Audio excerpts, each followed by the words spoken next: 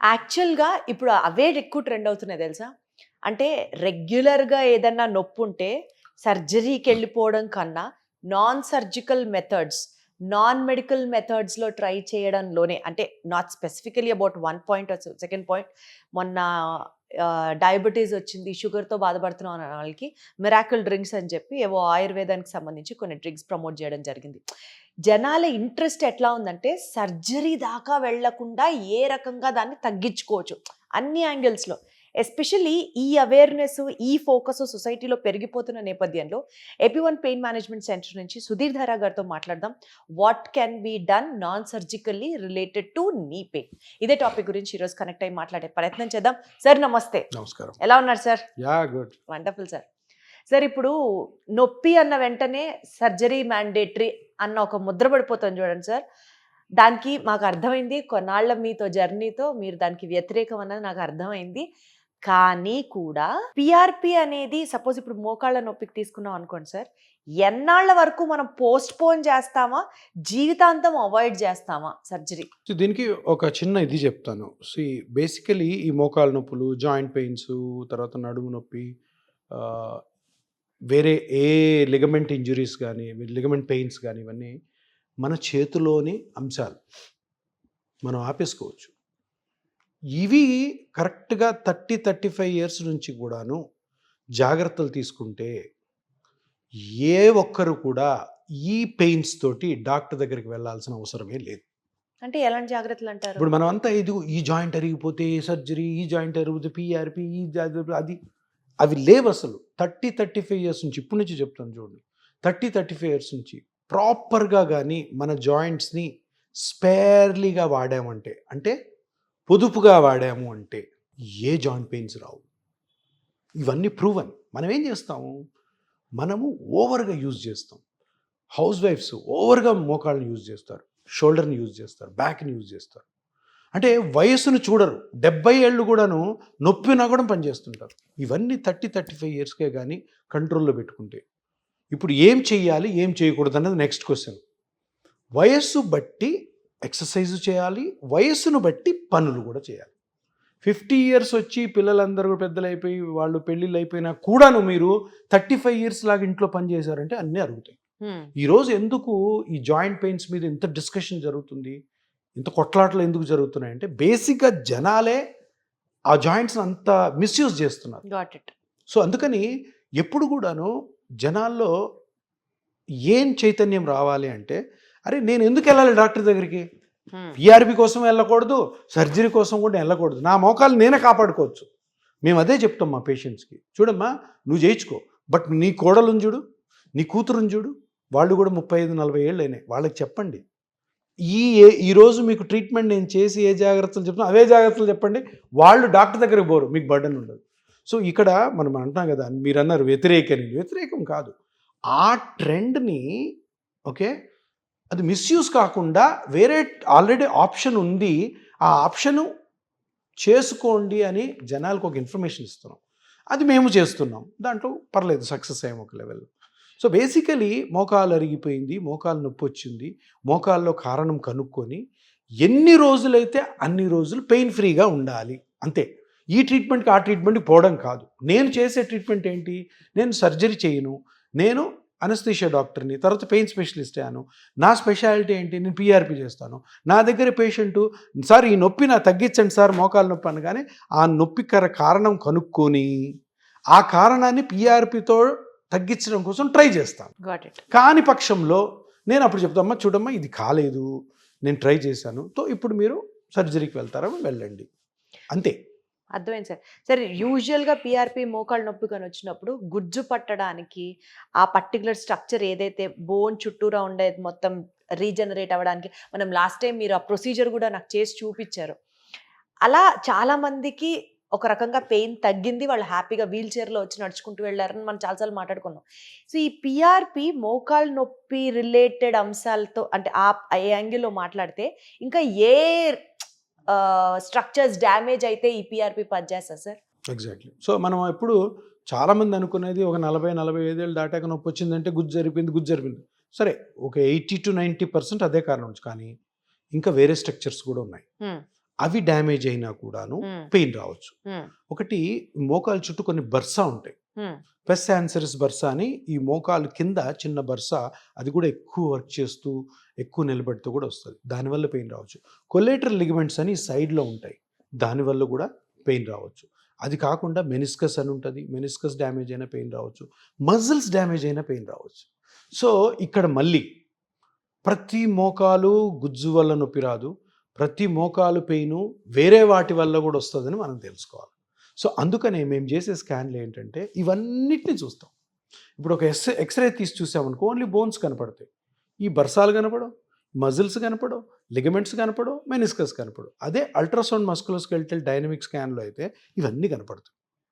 ఇవన్నీ కనపడతాయి కాబట్టి ఏది రియల్గా ఆ పేషెంట్లో నొప్పి వస్తున్నది అనేది మనం చూడాలి. సో ఇప్పుడు అపార్ట్ ఫ్రమ్ కార్టిలేజ్ కాకుండా కొలేటరల్ లిగమెంట్స్, మజిల్స్, బర్సా, మెనిస్కస్ కూడా కాజ్ చేస్తాయి. సో వీటిల్లో కరెక్ట్ కనుక్కుంటేనే మనం కరెక్ట్ ట్రీట్మెంట్ ఇస్తాం. మనం కొన్నిసార్లు వింటుంటాం చూడు, అరే నాకు మోకాలు నొప్పి వచ్చింది, ఈ ట్రీట్మెంట్ తీసుకున్నాను, నొప్పి తగ్గలేదు, ఇంకా వేరే కొత్త వచ్చాను.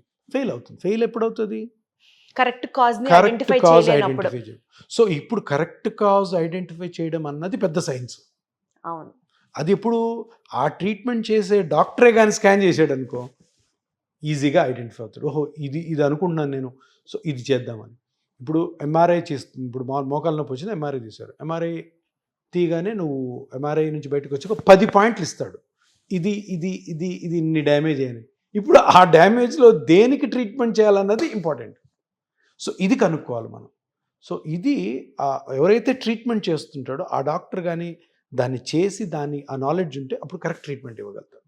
సో మీరు అడిగిన క్వశ్చన్కి అది కొలేటరల్ లిగమెంట్ రావచ్చు, బర్సా రావచ్చు, మజిల్స్ రావచ్చు, మెనిస్కస్ వల్ల కూడా పెయిన్. వీటన్నిటికీ కూడా పిఆర్పి పనిచేస్తుందా సార్? వీటన్నిటికీ కూడాను ఆ డ్యామేజ్ని బట్టి కరెక్ట్గా కనుక్కుంటే పిఆర్పి చేసి రికవర్ చేయొచ్చు. సార్ ఇప్పుడు గుజ్జు అరిగిపోతే ఒకలాంటి పిఆర్పి, మెనిస్కస్ అరిగిపోతే ఒకలాంటి పిఆర్పి, అట్లా వేరియేషన్ ఉంటుందా, లేకపోతే పిఆర్పి అంతే? పిఆర్పిలో చేంజెస్ ఏమి ఉండవు, కాకపోతే సిట్టింగ్స్, టెక్నిక్, ఎక్కడ వదలాలి, అసలు ఏ పార్ట్ డ్యామేజ్ అయింది, ఆ పార్ట్ డ్యామేజ్ వల్లే పెయిన్ వస్తుందా లేదా కనుక్కొని ఆ ఇంజెక్ట్ చేసే టెక్నిక్ అన్నది ఇంపార్టెంట్. సో అది దాని తర్వాత టెక్నిక్తో కాకుండా దాని తర్వాత ఏంటంటే ఫాలోఅప్లో ఆ టెక్నిక్ చేసిన తరువాత ఎంతైతే రికవరీ ఉందో అది ఆ పేషెంట్ యొక్క నొప్పికి ప్రపోర్షనేట్గా ఉందో లేదో చూసుకోవాలి. సో అక్కడేమో హీల్ అయిపోయింది, నొప్పి తగ్గట్లే, అది వేరే ప్రాబ్లం. అది బాగా హీల్ అవుతుంది, ఆల్రెడీ 2-3 ఇంక వేరే ఉన్నాయి కదా, ఆ స్ట్రక్చర్స్ టార్గెట్ చేస్తాం. కొన్నిసార్లు జరుగుతాయి ఇట్లాగా, మనం ఒకటి అనుకుంటాం, దాన్ని ఇంజెక్షన్ తోటి రికవర్ చేయాలని ట్రై చేస్తుంటాం, అది కాదు, ఇంకా పెయిన్ తగ్గదు, అప్పుడు ఆ సెకండ్ స్ట్రక్చర్ని చేస్తుంటాం. సో అట్లాగా ఈ స్కాన్స్ చేస్తూ ఈ ఇంజెక్షన్ చేయడం ద్వారా మనకి చాలా నాలెడ్జ్ వస్తుంది. ఓహో ఈ నొప్పి తగ్గింది కానీ ఇది తగ్గలే, ఇది ఇంకా ఎక్కువ ఉంది, అప్పుడు టెక్నిక్ ఇంత చెప్తే పేషెంట్ కి అర్థం అవుతుందా సార్? నాకు నొప్పి తగ్గట్లేదు అన్నది ఒక్కటే మైండ్ లో ఉంటుంది కానీ ఇందులో పెద్ద రాకెట్ సైన్స్ కూడా చూడమ్మా. ఈ స్ట్రక్చర్ డ్యామేజ్ అయింది, నేను ఈ స్ట్రక్చర్కి పిఆర్పి చేస్తున్నా, ఇది చేసిన తర్వాత మీకు బాగా తగ్గింది అంటే అదొకటే ప్రాబ్లం, ఈ 2 కాదు అవి హీల్ అయిపోతాయి. లేదు తగ్గలేదు, ఈ రెండోది కూడా ఉంది, దానికి చేస్తాం. ఎందుకంటే కొన్ని సిట్టింగ్స్ పెడతాం, 2 సిట్టింగ్స్ 3 సిట్టింగ్స్ అని, ఆ సిట్టింగ్స్లో ఇది కవర్ చేస్తాం. అవసరమైతే ఒక సిట్టింగ్ కూడా ఎక్స్ట్రా చేస్తుంటాం.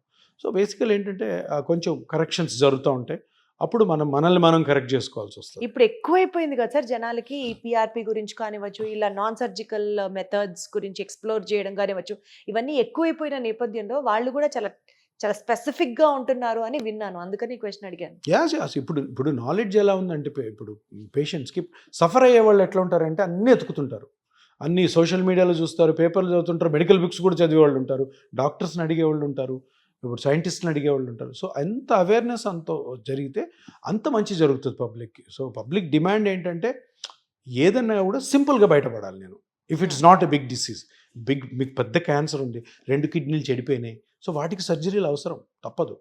ఈ ఏజ్ వైజ్ వచ్చే వేర్ అండ్ టేర్కి పెద్ద ట్రీట్మెంట్స్ కాకుండా simple treatment first of all అయితే అవాయిడ్ చేయండి. 30-35 సంవత్సరాల నుంచి కూడా మీ బాడీని పర్ఫెక్ట్గా హెల్దీగా ఉండడం కోసం ఎట్లా వాడాలి అట్లా వాడండి. రావు, ఒకవేళ పొరపాటున వచ్చాయి, టెక్నిక్స్ సింపుల్గా అయిపోవాలి, కాంప్లికేట్ లేని చిన్న ఇంజెక్షన్ టైప్స్తో సెట్ చేయాలి. కాని పక్షంలో సర్జరీ ఎట్లా ఉంది, కానీ ముందే సర్జరీ, అన్నిటికీ సర్జరీ తప్పదు అని చెప్పి చిన్న వయసుల్లో సర్జరీకి వెళ్ళడం మంచిది కాదు. సార్ ఇప్పుడు ఇదే నీ పెయిన్స్ కి మీరు సపోజ్ ఒక 6 సెట్టింగ్స్ సజెస్ట్ చేశారు అనుకుందాం సార్, ఎన్నో సిట్టింగ్ నుంచి నీ పెయిన్ కి రిలీఫ్ కనిపిస్తుంది అంటారు? Good question. ఎప్పుడు కూడాను పీఆర్పీని చాలామంది ఏమనుకుంటారు, పీఆర్పీ చేయగానే టకామని నొప్పి తగ్గిపోద్ది, లేదా 30% నొప్పి తగ్గుతుంది, 50% నొప్పి తగ్గుతుంది అనుకుంటుంటారు. తప్పు. పీఆర్పీ అన్నది గ్రోత్ని స్టిమ్యులేట్ చేస్తుంది. గ్రోత్ స్టిమ్యులేట్ అయ్యి గ్రో అయిన తర్వాత అప్పుడు పెయిన్ తగ్గుతుంది. అందుకనే మేము ఏం చేస్తామంటే పీఆర్పీకి చేసే ముందు పెయిన్ రిలీఫ్ మెథడ్ చేస్తాం. పేషెంట్ నొప్పితో వస్తారు, నొప్పితో వచ్చినప్పుడు పెయిన్ తగ్గించాలి ఫస్ట్. సో ఫస్ట్ సిట్టింగ్ కొన్ని డిఫరెంట్ టెక్నిక్స్ ద్వారా, ఇంజెక్షన్ ద్వారానే ఆ పార్ట్లో పెయిన్ తగ్గిస్తాం. అప్పుడు ఏమండి, ఒకటి కాన్ఫిడెన్స్ బిల్డ్ అవుతుంది. నెక్స్ట్ టెక్నిక్స్ చేయడం కోసం ఎక్సర్సైజ్ ఏవైతే చేయాలో అవి స్టార్ట్ చేసుకుంటాం. నొప్పుంటే ఎక్సర్సైజ్ చేయరు కదా. సో అందుకని అందరూ గమనించాల్సింటే పీఆర్పీ టక్మని ఫస్ట్ సిట్టింగ్లో చేయగానే పెయిన్ తగ్గదు. పీఆర్పీ అన్నది అక్కడ కార్టిలేజ్ని కానీ, సుప్రాస్పైనటస్ కానీ, వేరే టెండాన్స్ ఏవి డ్యామేజ్ అయితే అవన్నీ రికవర్ అయిన తర్వాత లాంగ్ లాస్టింగ్గా నొప్పిని పీఆర్పీ చేస్తుంది. ఇనీషియల్గా ఇమీడియట్గా పెయిన్ తగ్గాలంటే దానికి డిఫరెంట్ టెక్నిక్స్ ద్వారా ఫస్ట్ తగ్గిస్తాం. మా ఫస్ట్ సిట్టింగ్లో అవే ఉంటుంది. ఫస్ట్ సిట్టింగ్లోనే చాలా నొప్పి తగ్గుతుంది, 100% తగ్గదు, చాలా నొప్పి తగ్గుతుంది. పేషెంట్ చాలా హ్యాపీ ఫీల్ అవుతాడు. గ్రోత్ ఎన్హాన్సర్స్ ఇది ఫస్ట్ సిట్టింగ్ అయ్యాక పీఆర్పీ స్టార్ట్ చేసాక గ్రోత్ స్టార్ట్ అవుతుంది. ఆ గ్రోత్ ఎన్ని రోజుల్లో వస్తుంది? సో జనరల్గా నీ తీసుకున్నాం అనుకోండి, నీ కార్టిలేజ్ ఈరోజు పీఆర్పీ స్టార్ట్ చేసి అది ఎంత గుజ్జు జరిగిపోయింది దాని ప్రకారం ఒక 3 to 4 monthsలో మనం ఎక్స్పెక్ట్ చేయొచ్చు మంచి రిజల్ట్. సరే, ఆ గుజ్జు అన్న పదానికి నాకు ఎప్పుడు అడగాలనిపిస్తుంది, నిజంగా పోయిన గుజ్జు తిరిగి మళ్ళీ ఫామ్ అవుతుందా sir? Is it practically possible? నేను ఒకటి చెప్తాను. మెడికల్ బుక్స్లో బ్లడ్ ఉంటుంది, బ్లడ్లో ప్లాస్మా ఉంటుంది, ప్లాస్మా మీద ప్లేట్లెట్స్ ఉంటాయి, ప్లేట్లెట్స్ మీద ఆల్ఫా గ్రాన్యూల్స్ ఉంటాయి, ఆల్ఫా గ్రాన్యూల్స్ మీద గ్రోత్ ఫ్యాక్టర్స్ ఉంటాయి. ఈ టెర్మినాలజీ అయితే తప్పు కాదు కదా. కాదు. గ్రోత్ ఫ్యాక్టర్స్ అని ఎందుకు పేరు పెట్టారు? గ్రోత్ ని కాజ్ చేస్తాయి. మరి అది గ్రోత్ ఫ్యాక్టర్ని తీసుకెళ్ళి నువ్వన్నీ ఎక్కడైనా వేస్తే గ్రోత్ కాజ్ చేస్తాయి కదా. మరి గ్రో కాకుండా ఎందుకు ఉంటుంది? Simple tech. ఇప్పుడు మన పబ్లిక్ అర్థం అవ్వాలా, పీఆర్పీ ఎక్కడైనా అవి గ్రోత్ కాజ్ చేస్తాయేమో, కానీ కార్టిలేజ్ లో మాత్రం అరిగిపోయిన గుజ్జు తిరిగి రాదు అంటారు కదా. అన్నది ఎక్కడన్నా ఉందా రీసెర్చ్లో? ఎక్కడ లేదు. అవన్నీ స్టడీస్ ఎలా ఉంటాయంటే, ఒక స్టడీ ఉంటుంది, ఆ స్టడీలో ఒక 500 మందికి ఈ కార్టిలేజ్ గ్రో అవుతుంది అని చేసి అది సరిగ్గా డెవలప్ అయింది. అంటే ప్రపంచం మొత్తం మంది 5 మంది ఉన్నారా? 500 మంది. కొన్ని వేల స్టడీస్ కార్టిలేజ్ గ్రో అవుతాయని చెప్పి వదిలేశారు. కాబట్టే ఈరోజు నేను 2017లో ఎప్పుడైతే ఒక పీఆర్పీ కిట్ ఉంది, ఇప్పుడు 25 కిట్లు అయినాయి. ఎందుకు? గవర్నమెంట్ తెలీదా? గవర్నమెంట్కి ఇన్ కేసు అది పని చేయట్లేదంటే వెంటనే బ్యాన్ చేస్తారు. ఎక్కడ రాసింది చెప్పండి పీఆర్పీ కార్టిలేజ్ గ్రోత్ కానివ్వదు, పీఆర్పీ పని చేయదని ఎక్కడ రాసిందా? ఎక్కడన్నా లాలో రాసిందా? రాసలేదు. ఎక్కడ తప్పకుండా దీనికే సర్జరీ చేసుకోవాలి, గ్రేడ్ 4కి సర్జరీ తప్ప వేరేదే లేదు అని ఎక్కడ రాసిందా? లేదు. అది డాక్టర్ డిస్క్రిషను, పేషెంట్ డిస్క్రిషను, ఆ డాక్టర్కి పేషెంట్కి ఉన్న అండర్స్టాండింగు, డాక్టర్ ఎంతైతే పేషెంట్కి ఎక్స్ప్లెయిన్ చేసి చేస్తాడు దాని మీద డిపెండ్ అవుద్ది. కానీ ఏ దానికి హార్డ్ అండ్ ఫాస్ట్ రూల్స్ లేవు. పీఆర్పీ అన్నది గ్రోత్ ఫ్యాక్టర్స్ ఉంటాయి. గ్రోత్ ఫ్యాక్టర్స్ మీనింగే గ్రోత్ క్రియేట్ చేయడము. ఆ సెల్స్ని ఎక్కడ వేస్తే అక్కడ గ్రో క్రియేట్ అవుతుంది. దీన్ని ఎవరు ఎంత చెడ్డగా మాట్లాడినా కూడాను దాన్ని నిజాన్ని అబద్ధం చెయ్యలేరు. Got it sir.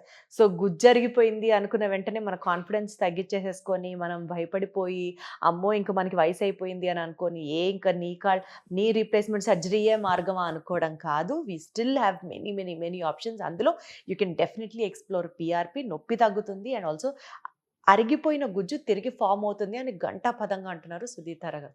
Wonderful sir. Thank you so much.